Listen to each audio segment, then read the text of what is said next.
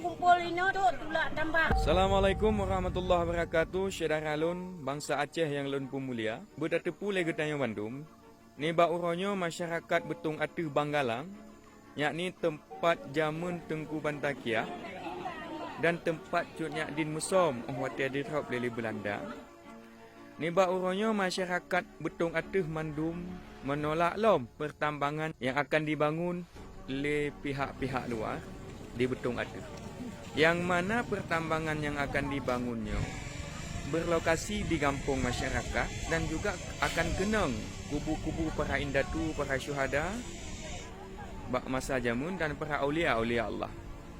Maka masyarakat betung atuh Mandung komitmen menolak pertambangan apapun namanya, walaupun nyawang sebagai taruhan.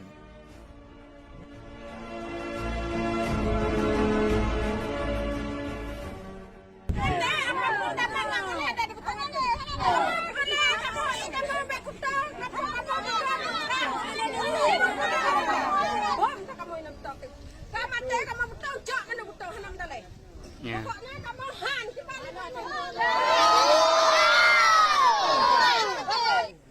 Karena bukan butong ada tempat bertanam dalam besar semua ini. Karena butong ada membudin kamu mati. Hampir je tu boleh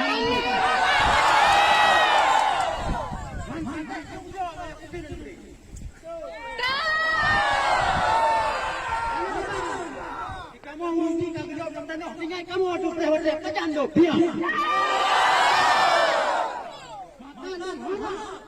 Mewakili daripada pemerintah Guci Camat Pegat parti berita acara butong kerja komitmen pula. Yang komitmen harus pegat berita acara orangnya baik nak mendiung le pada orang tua tu. Termasuk tambang niaga. Hanjak dah. Nyan yang harap dah. Baik nak tengok nyan juga kau. Maka musabah tambang aja naik no. Yang dong harap dah, bati Guci Camat mewakili daripada batinya rakyat Butong. Karena Guci penong begah belah rakyat pegat berita acara bahawa rakyat Butong komitmen cinahan. Menyodhat di karat, nyokok, Butong akan banjir darah. Betul. Karena hana pamukah betul.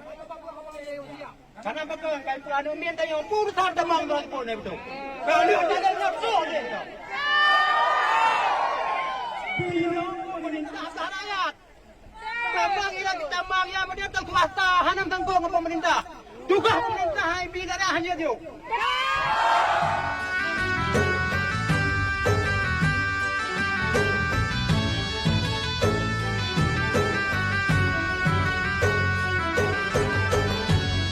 Jadi dalam kepentingan bangsa, bertanya bangsa bangsa aja ada tahu.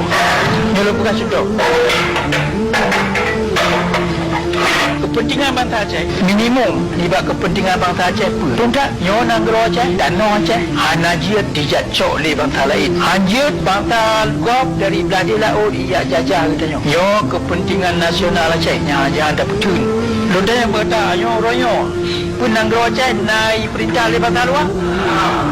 Nyo mana ji kata bangsa Aceh hana ada betun kepentingan kebangsaan Aceh. Kepentingan nasional Aceh ke hana ada pokok. Kata apa kesalahan?